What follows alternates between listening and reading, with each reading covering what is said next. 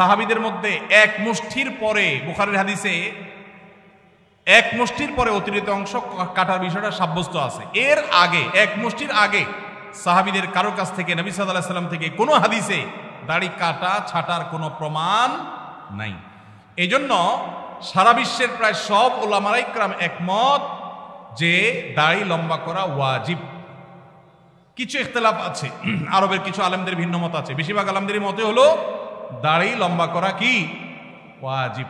আমরা বলি দাড়ি রাখা সুন্নত, সেটা সুন্নত এই অর্থে নবীজিও দাড়ি রেখেছেন সেই হিসাবে সুন্নত, কিন্তু তিনি নির্দেশ করলে সেটা কি হয়ে যায়, সেটা আমভাবে ওয়াজিব হয়ে যায়, সেই হিসাবে দাড়ি রাখা ওয়াজিব। অতএব ভাই, যদি কেউ মনে করে দাড়ি না রাখলে সমস্যা নাই, তার কাছে সমস্যার ডেফিনিশনটা কি, সংজ্ঞাটা কি? কেউ তো বলতে পারে নামাজ না পড়লেও সমস্যা নাই, কিন্তু একজন মুসলমান মনে করবে আল্লাহর নবীর ওয়াজিব তরক করলে সমস্যা আছে না নাই? আছে। কিয়ামতের ময়দানে তার জন্য জবাবদিহি করতে হবে কি হবে না? হবে। তবে আমাদের ভাই কেউ হয়তো খোঁচা খোঁচা দাঁড়িয়ে রাখা শুরু করেছেন, আমরা তাকে অ্যাপ্রিসিয়েট করবো, আমরা তাকে দূরে সরাবো না। আলহামদুলিল্লাহ ভাই শুরুটা করে দিয়েছেন, ইনশাআল্লাহ আল্লাহ এটাতে বরকত দিবেন। আমরা তাকে এটাকে লম্বা করার জন্য নসিহা করব। তবে সেই সাথে এটাও আমাদের মাথায় রাখতে হবে, দাড়ির চাইতে অনেক ইম্পর্টেন্ট নির্দেশ আছে আল্লাহর, যেগুলো আমরা অহরহ লঙ্ঘন করি। আছে না নাই? অনেকে লম্বা দাঁড়িয়ে আছে, মুখ খারাপ করে, আছে না নাই?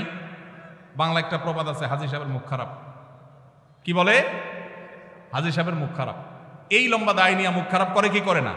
এই লম্বা দাড়ি নিয়ে দোকানদার দেশি মশারি আর ইন্ডিয়ান মশারি মিশায় দেশি মশারি তেল বলে বিক্রি করে কি করে না?